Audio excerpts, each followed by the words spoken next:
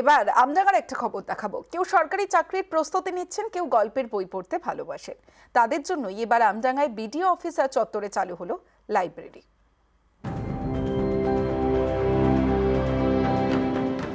উত্তর 24 পরগনার আমডাঙ্গা, এখানকার বিডিও অফিস চত্বরে এক ছাদের তলায় নানা রকমের বই পড়ার ব্যবস্থা। সরকারি উদ্যোগে নতুন লাইব্রেরি। 16ই মার্চ থেকে পথ চলা শুরু।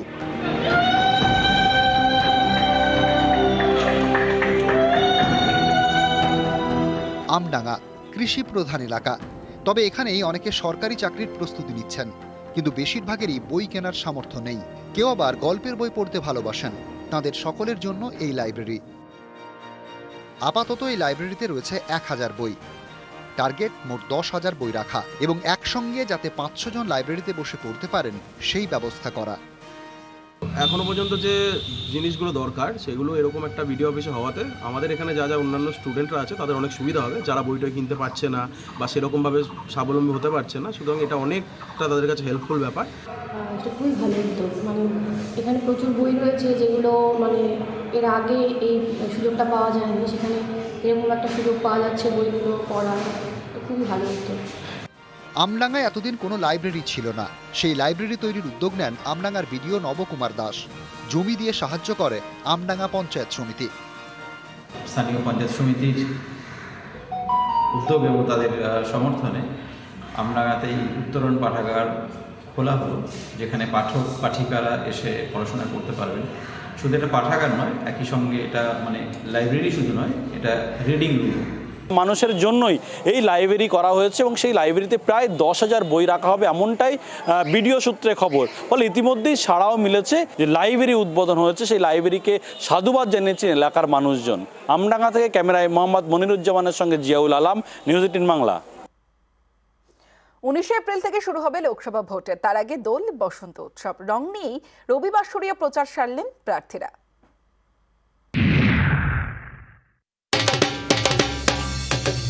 এটা বিজয় মিছিল নয়, লোকসভা ভোটের প্রচার মিছিল। তাতেই আবির মেখে উচ্ছ্বাস।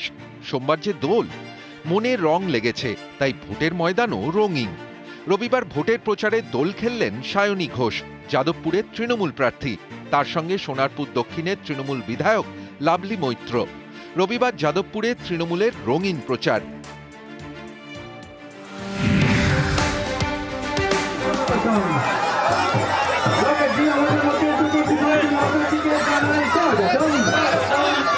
রবিবার ভোটের প্রচারে হুগলির বিজেপি প্রার্থী লকেট চট্টোপাধ্যায়।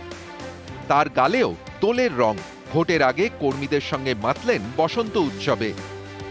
মায়েরা, বাচ্চারা, আমার ছোট ছোট ভাইয়েরা সামিল হয়েছেন, দাদারা সামিল হয়েছে। সত্যি ভালো লাগছে। আমাদের হুগলিবাসী আমাদের গর্ব, এবং তারা নিজেদের মানে নিজেরা যোগ্যতার প্রমাণ করেছে। তারা নিজেরা হুগলির একটা মানে হুগলিবাসী, তারা নিজেরা যে নিজেদেরকে সংস্কৃতি, যে নিজেদের কালচার ধরে রেখেছে। আমার নিজের ভালো লাগছে আজকে আমাকে এখানে ডেকেছে বলে। জলপাইগুড়িতে ভোটের মঞ্চে দোলের রং। কর্মীদের সঙ্গে দোল খেলেন জলপাইগুড়ির তৃণমূল প্রার্থী নির্মল চন্দ্র রায়। আজকে তো বসন্ত উৎসব, আমাকে এখানে আমন্ত্রণ করেছে। এখানকার আমার স্থানীয় নেতৃত্বরা অনেকে এখানে এসছে। বনগাঁয় বসন্ত উৎসবে বিজেপি প্রার্থী শান্তনু ঠাকুর কর্মীদের সঙ্গে রং খেলেন। ভোটের আগে রবিবার, ছুটির দিন, তার উপরে আবার দোলের মরশুম। জনসংযোগে খামতি রাখতে নারাজ প্রার্থীরা। রঙে রঙেই ভোটের প্রচার। নিউজ 18 বাংলা। 18তম লোকসভা নির্বাচন সামনেই। তাতে কি পলাশের মাসে পুরুলিয়ায় পর্যটকদের ভিড়। অন্য বছরের মতোই বসন্তের বোলপুরেও চেনা ভিড়ের ছবি দেখুন।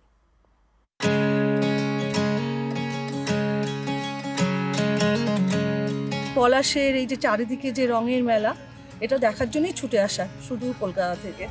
আগুন ফাগুন দুটোই লেগে গেছে মনে মনে। চৈত্রের পুরুলিয়ায় পলাশ বিলাস।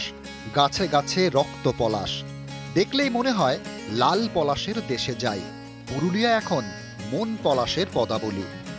পলাশের উদ্দেশ্যেই আসা। গাড়িতে যে এলাম, দেখলাম সুন্দর দুপাশে পলাশের বাগান, খুবই ভালো লাগলো। সামনেই লোকসভা ভোট।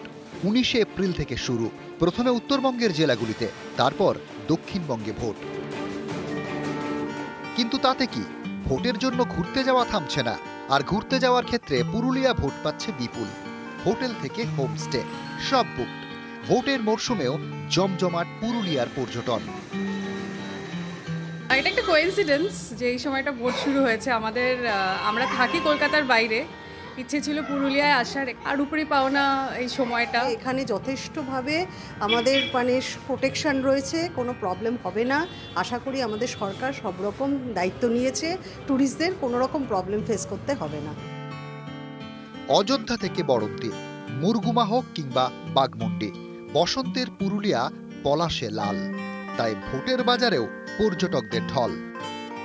আমরা যেটা লক্ষ্য করি সেটা হচ্ছে ভোটের বাদ্যি বাজার সঙ্গে সঙ্গে লোকের মনে একটা এ থাকে যে ভোট হবে, কোথাও আর বেড়াতে যাব না। কিন্তু এবছর পুরুলিয়াতে পলাশের টানে প্রচুর সংখ্যক পর্যটকরা এসছেন। অযোধ্যা পাহাড় সংলগ্ন যত হোটেল আছে সেখানে তিল ধারণের জায়গা নেই।